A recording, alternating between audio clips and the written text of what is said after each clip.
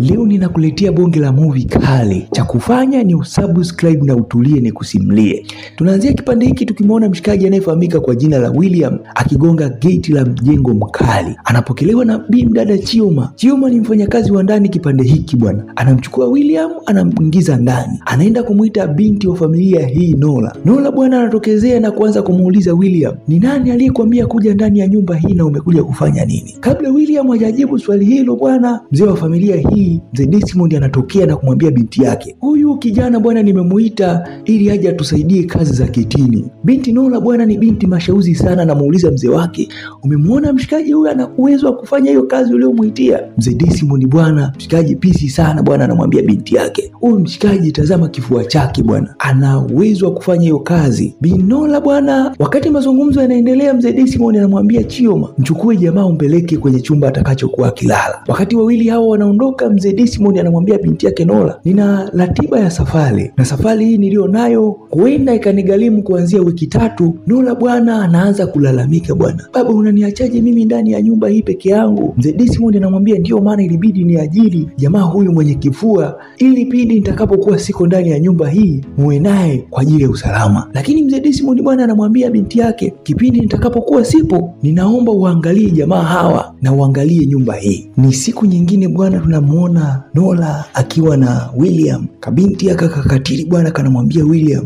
"Leo ninakupatia taratibu na kanuni za kuishi ndani ya mjengo huu. Jambo la kwanza, huruhusiwi kuingia ndani ya hii nyumba pasipo ruhusa yangu. Jambo la pili, huruhusiwi kutoka nje ya nyumba hii pasipo ruhusa yangu." Mshikaji William bwana ni mtu poa sana, anamwambia, "Nimekuelewa madam." Baada ya mazungumzo hayo, kabinti kanamwambia utoke nje. Jamaa anasema okay. Jamaa anaondoka. Leo bwana Chioma anamwakia William na kumwambia, "Bwana, naomba unifungulie geti mlango mkubwa bwana. Nahitaji kwenda kufanya maemezi ya vitu vya ndani." Mshikaji William bwana anamwambiaje, "Kwa nini usipitie kwenye mlango mdogo bwana ambao unatumiwa na watu na sio huu mlango mkubwa ambao yanatumia magari?" Bwana Chioma bwana anamwambia, "Kama hutanifungulia huu mlango mkubwa, mimi siendi kuhemea chochote kile humu ndani ya nyumba na utajuana na Bi Nola." Mshikaji anaona nitapoteza kazi hapa, anamwambia, "Basi pita bwana." Tunamwona William akifungua geti na bidada Chioma anaondoka. Leo bwana William anaitwa na bimdada Nola. Baada ya Nola kuwa ameshika meza na kugundua ina vumbi,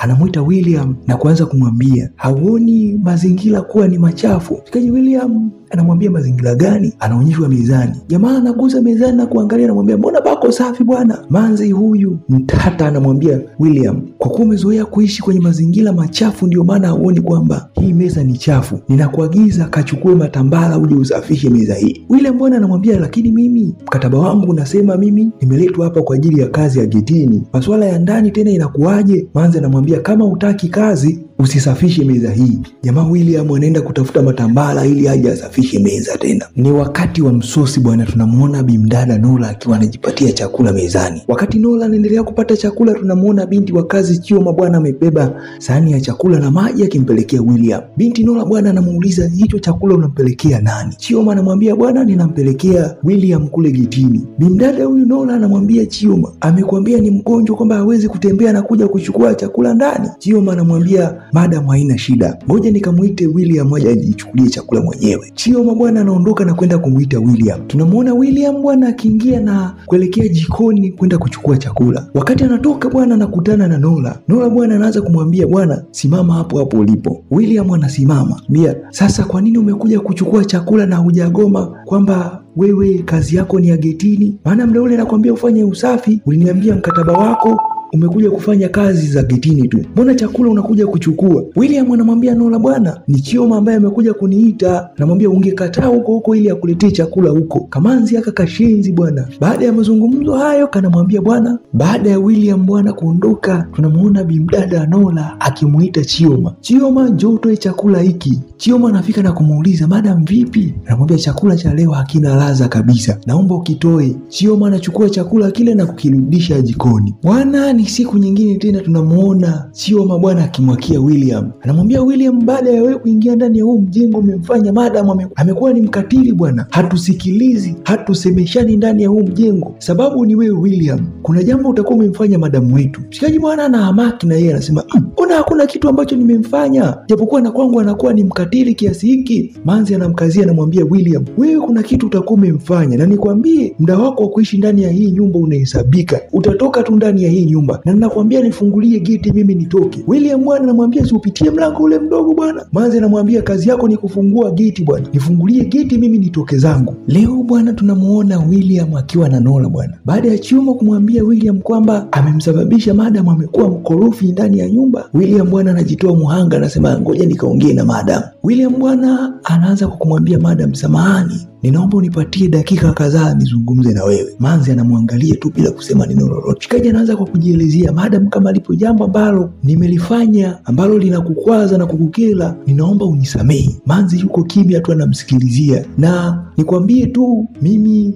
ni mtu mstaarabu sana, mtu mkalimu, mcheshi, nisiyehitaji makuu bwana. Kwa hiyo kama kuna jambo ambalo nimelifanya ambalo limekuwa kikwazo kwako, ninaomba unisamehe. Kazi hii ya ulinzi ninayofanya ninaifanya kwa muda tu kwa sababu kuna baadhi ya mipango yangu haijatimia. Mimi ni msomi ambaye nimesoma, nina degree yangu ya computer engineering, lakini sijapata kazi. Ndio maana imenipasa kuja kufanya kazi ya ulinzi nikiwa ninatengeneza mipango yangu." Manzi kwa dharau anamwambia, "Ni nani aliyekuambia kwamba mimi unanikwaza na kunikila?" Mshikaji anabidi atulie bwana. Manzi anamwambia, "Bwana, wewe tambua tu hakuna jambo unalolifanya linaloweza kunikwaza na kunikila mimi." Mshikaji anasema, "Bwana, kama halipo ni safi bwana. Naomba niondoke." Kamanzi kanamwambia, "Haya sawa." Wakati jamaa anaondoka kanamwambia, "Bwana, wewe ni mtu ambaye hauwezi kufanya kitu ukanikwaza kwa sababu ni mtu ambaye unatoka maisha ya chini yasiyokuwa na maana." Jamaa baada ya kusikia hiyo kauli anageuka bwana na kumwambia maneno mazito binti huyu. Anamwambia, "Wewe unajichukulia ni mtu wa hadhi ya juu na ndio maana umejitengenezea maisha ya kujitenga na wengine na kutuona sisi hatufai na sisi sio binadamu." Jamaa William anamwambia, "Bwana, hayo maisha sio poa bwana." Jamaa anaondoka. Baada ya William kuondoka, Manzi bwana yale maneno kumbe yalimgusa. Anabaki anatafakari, anakosa majibu. Leo tunamuona bimdada Nora akiwa amemuita William. Bwana kile alichoambiwa siku ile kiliendelea kwa kinamsumbua. Anamuita William na kumwambia, "Tafadhali ninakuomba uketi." Kaja anaogopa maana wanamjua Manzi ni mtata bwana. Manzi anarudia mara ya pili anamwambia, "Tafadhali uketi." Baada ya William kuketi bwana, Manzi anaanza kumwambia, "Bwana, mimi ninaomba unisamehe. Kweli nimekuwa sio mwema kwako na kwa Chioma. Nimekuwa ni mtu wa kujitenga kwenu na kwa wengine bwana. Hii inatokana na maisha ambayo nimekuwa nikiishi mimi na wazazi wangu. Kwa hiyo ninaomba unisamehe. Kwa kile ulichoniambia siku ya jana bwana, nilikifikiria na nimeona kweli huwa ninakosea. Na nikushukuru kwa hicho ambacho uliniambia." Jamaa anamwambia, "Bwana, mimi sina shida na hilo. Na tangu siku hiyo mimi sina noma kabisa na wewe." Manzi anamwambia, "Basi tusameheane." Jamaa anataka kuondoka. Manzi anamwambia, "Tupeane mkono wa urafiki." Jamaa haamini bwana. Ni siku nyingine bwana tunamuona bimdada Nora akiwa ameketi anapata juisi. Taratibu Chioma anatokezea akiwa anamuaga Nora kwamba anahitaji kuondoka. Chioma anamwambia, "Bwana, kabla haujaondoka, unaonaje tukikaa tukapata juisi pamoja? Lakini kabla hatujakaa na wewe, kamwite William pia bwana tuje tushie naye." William anafika kipande kile, anapatiwa glasi ya juisi na Chioma. Manzi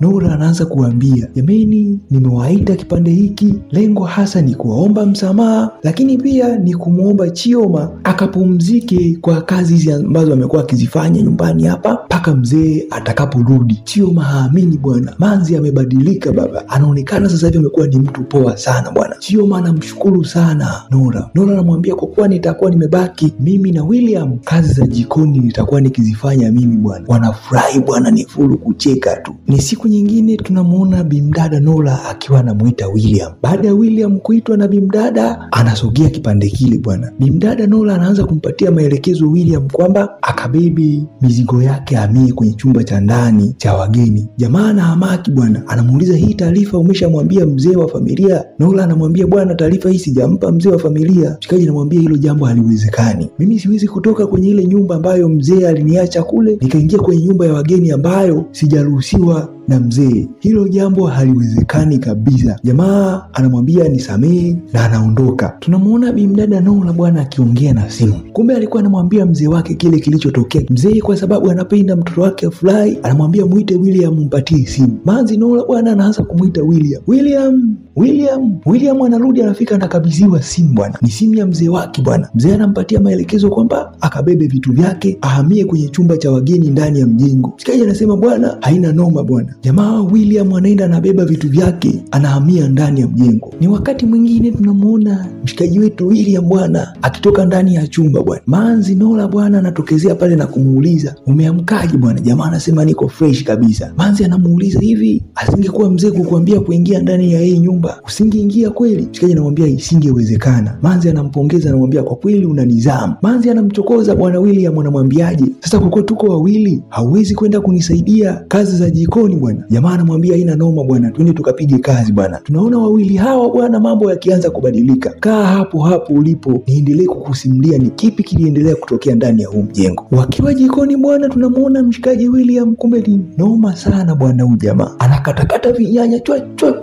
Manzi mala huyu hapa nyuma ya jamaa bwana anampongeza bwana, wewe ni noma bwana. Mshikaji ni kucheka tu. Tunaona wawili hawa baada ya kutoka jikoni kuandaa msosi bwana, kila mmoja akiwa amebeba kisani chake. Jamaa William bwana kama ilivyo kawaida anabeba kisani chake, anaelekea sehemu yake ya kazi akapate msosi. Manzi anamwambia tafadhali ninakuomba ukae leo tupate chakula pamoja. Jamaa anataka kuzingua. Manzi anamwambia je, unataka na leo tena nimpigie simu mzee akuruhusu ili uweze kukaa kula chakula na mimi? Tunaona mshikaji taratibu akijisogeza anakaa mezani, wanapata chakula pamoja. Leo bwana tunamuona bimdada Nora akiwa na jamaa yetu William wakiwa wanapata vipopcorn huku wakicheki movie bwana. Wawili hawa bwana kuna mambo yameanza kubadilika. Huenda liko jambo linaendelea kati yao. Usitoke katika kipande hiki, endelea kuwa pamoja na mimi niendelee kukusimulia ni kipi kinachoendelea baina ya hawa wawili William na Nora. Wakati mazungumzo yanaendelea bwana, mshikaji wetu William anamuuliza Manzi, hivi tarehe yako ya kuzaliwa ni lini? Manzi anasema ni tarehe 7 mwezi Julai. Jamaa na hamaki bwana anamwambia Nora, mbona ni sawa na tarehe yangu ya kuzaliwa bwana? Wanabaki wanashangaa wote, ni fulu kicheko tu. Manzi anamwambia bwana usinitanie. Jamaa anamwambia mimi sikutanii bwana, kumbe siku ya happy birthday yetu ni moja. Wanafurahi balaa. Tunamuona bimdada akiwa anafanya kazi zake kwenye kompyuta. Ghafla kompyuta inamzingua. Anakumbuka ndani ya mjengo yupo bwana injinia wa masuala ya kompyuta. Anamuita William anakuja na kuanza kurekebisha kompyuta ya mdada Nora bwana. Baada ya kurekebisha kompyuta, jamaa anamuaga aondoke. Tunamuona bimdada Nora akimtupia mshikaji kajicho fulani na anamshika mkono, anamwambia asante sana bwana. Jamaa haamini bwana, mapigo ya moyo yanabadilika. Akiwa ndani ya chumba, mshikaji wetu William bwana tunamuona akianza kujisemea bwana, huyu dada ameuteka moyo wangu bwana, lakini kuja kufanya kazi, lakini ninakoelekea bwana huyu Manzi bwana anaenda kushika na moyo wangu kabisa. Jamani kuzurula tu ndani ya chumba na kupiga tu mawazo bwana, huyu Manzi huyu ananiteka moyo wangu. William anaendelea kujiuliza nitafanyaje bwana ili kuvuka huu mtego wa bimdada Nora. Usiondoke, endelea kubaki na mimi nikusimulie. Wakati jamaa anaendelea kuwaza mawazo hayo bwana, bimdada Nora anamuita tena William. Kompyuta tena ilikuwa imezingua. Mshikaji anafika pale na kuanza kurekebisha. Wakati anarekebisha kompyuta bwana, simu ya jamaa inaita. Anamwambia dada, samahani bwana, hii ni simu ya muhimu. Kama kompyuta yako hauhitaji kuitumia kwa uharaka, naomba nikafanye mazungumzo na hii simu, baada ya hapo nitakuja nikurekebishie. Manzi anamwambia haina shida bwana, utakuja urekebishe baadaye. Jamaa anaondoka, anaingia chumbani kwake kwenda kuzungumza na simu. Ni majira ya usiku bwana, tunamuona jamaa yetu William akiwa amejilaza kitandani akiendelea kutafakari. Wakati anaendelea kutafakari bwana, tunasikia mlango ukigongwa. Kumbe ni Manzi yetu Nora bwana alikuwa anaomba kuingia ndani ya chumba. Jamaa anamkaribisha Nora bwana. Nora anafika na kumwambia bwana, nimekaa peke yangu kule, nimeboeka, nimeona ni vizuri nikija nikakaa na wewe tupigepige story ili masaa yaende bwana. Jamaa anamwambia karibu bwana, anamwachia kitanda. Manzi anakaa, jamaa anakaa kwa pembeni, wanaanza kupiga stories za hapa na pale. Ni majira ya asubuhi bwana, tena tunamuona jamaa yetu William. Majira ya usiku hatujui mimi na wewe, kaa karibu na mimi niendelee kukupa kisa kizima bwana. Jamaa William anatoka akiwa amenyongonyea. Manzi anamuita William, anamuuliza bwana kuna nini? Maana inaonekana leo hauko poa bwana. Jamaa anasema hakuna shida kabisa iliyotokea kinachotokea. Manzi anamkazia William, anamwambia bwana, tafadhali hebu nishirikishe, kuna jambo gani la kusumbua asubuhi ya leo, maana umekuwa tofauti sana. Jamaa taratibu anaanza kumwelezea Manzi, bwana, nimepokea taarifa kutoka kule ambako nilikuwa nimeomba kazi. Wamenitumia email wakinijulisha kwamba kazi tena nimekosa kipande kile. Kwa ndio maana umeniona asubuhi ya leo nimeamka mudi nikiwa sina. Manzi anaanza kumtuliza mshikaji, anamwambia bwana, tulia, mzee wangu ni mzee maarufu katika nchi hii, nina uhakika tukizungumza naye vizuri kazi utapata. Ondoa hofu kabisa, na mimi nitalisimamia jambo hili ili uweze kupata kazi. Baada ya bimdada Nola kumwambia mshikaji kwamba atamsaidia kupitia baba yake, bwana, tunamuona bimdada Nola akishika uchebe wa jamaa William. Wawili hawa bwana, kuna jambo linaendelea kati yao bwana. Mshikaji William anamwambia asante sana. Manzi anarudia anamwambia ni asante tu peke yake. Jamaa William bwana anasema kwa mdomo wake, asante sana bibi wangu. Manzi anafurahi. Tunaona wawili hawa bwana wakiwa ni wapenzi bwana. Kumbe mambo tayari yameshabadilika. Jamaa William bwana anaenda anamkisi bimdada Nola bwana. Mambo ni moto, endelea kubaki na mimi niendelee kukupa vitu vilivyoendelea kutokea ndani ya mjengo. Ni majira ya asubuhi bwana, tunawaona wawili hawa wapenzi wapya ndani ya mji bwana. Bwana William akimkaribisha Danola bwana mezani kwa ajili ya kupata kifungua kinywa majira ya asubuhi. Nola anamwambia William, bwana, ila pia nimeshazungumza na mzee kwa ajili ya kukutafutia kazi, kwa hiyo usiwe na kabisa. Manzi anamwambia William, nilijua Chioma atakuwa amerudi kazini. Jamaa anamwambia mimi niko hapa kwa ajili ya Chioma, kwa hiyo endelea kufurahia uwepo wangu kwako. Leo hii tunaona tena wawili hawa wakiwa wametulizana kwenye kisofa bwana. Jamaa anamwagia binti maneno mazuri kidi bwana. Katika ulimwengu huu bwana, nimekuona wewe peke yako, wewe ni mzuri kuliko wanawake wote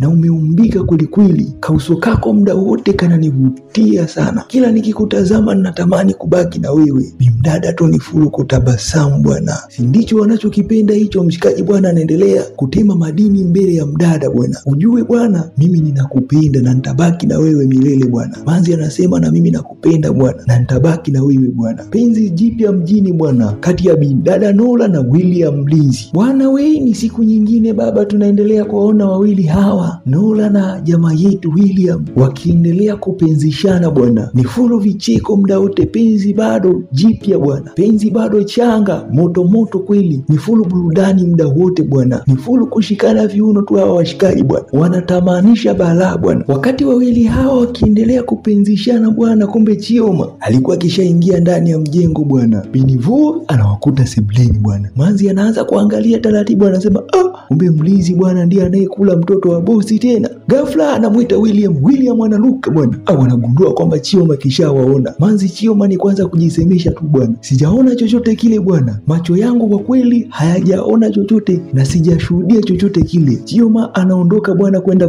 kuendelea na majukumu yake. Wawili hawa bwana wanabaki wanasema hivi, ametuona kweli au anazuga bwana? Mshikaji anabaki anasema atakuwa ametuona huyu Manzi bwana. Ni siku nyingine bwana, tunamuona mzee Desmond bwana akirudi ndani ya mjengo wake. Binti yake Nola bwana anaruka na kwenda kumpokea baba yake kwa shangwe na furaha. Jamaa wetu William ambaye alibaki kama baba mjengo bwana, anapokea mizigo ya mzee na kuingiza ndani. Nola ni furu tu kumwambia mzazi wake bwana, karibu sana baba, nilikuwa nimekukumbuka bwana, karibu tena nyumbani mzee wangu bwana. Wakati William anaingiza mizigo ndani, kwa bahati mbaya begi ya mzee inadondoka. Manzi anaitikia na kumwambia baby pole bwana. Mzee anamgeukia binti yake Nola na kumuuliza, nimesikia vibaya au umemhitaji William? Manzi anasema bwana, nimemhurumia alipokuwa anataka kudondosha mzigo bwana. Mzee huyu anacheka kweli, anamwambia bwana, ujue mzazi wako anapenda wewe ufurahi, kwa hiyo kuwa huru mtoto wangu kuniambia ni kipi kinachoendelea kati yako wewe na William. Ni siku nyingine bwana, tunamuona mzee Desmond akiwa na binti yake Nola bwana. Mzee Desmond anamwambia binti yake, jana nilipofika hapa nyumbani nilisikia ukimwita William baby bwana. Manzi anaamaki bwana, mimi ni mtu mzima bwana, hata usiponiambia kuna kitu cha tofauti ninakiona kati yako wewe na William. Ni kwamba mna mahusiano wewe na William? Ila kama yapo mahusiano hayo, mimi sina shida nayo kabisa. Kikubwa ninachotamani ufahamu mtoto wangu ni kwamba umeingia kwenye mahusiano hayo ukiwa tayari umeshamchunguza bwana William na kufahamu kwa kina kwamba ukienda kuingia naye kwenye ndoa hata kutesa. Ninakwambia hivyo kwa sababu wewe ni binti yangu wa pekee na ninakupenda na ninakujali sana. Kwa sitamani uingie kwenye ndoa ambayo mwisho wa siku utakuwa ukiteseka, utakuwa ukijutia angali baba yako nipo hai. Nola anamwambia babake, bwana huyu ni tangaza, huyu jamani msomi, lakini kwa sababu ya changamoto za hapa na pale imempasa afanye kazi hii ili kuweza kukimu maisha yake. Kwa hiyo ni mtu ambaye yuko vizuri kabisa, nina uhakika naye. Mzee anamwambia, kwa kuwa ulikuwa umeshaniambia kwamba jamaa amesomea computer engineering, kuna kazi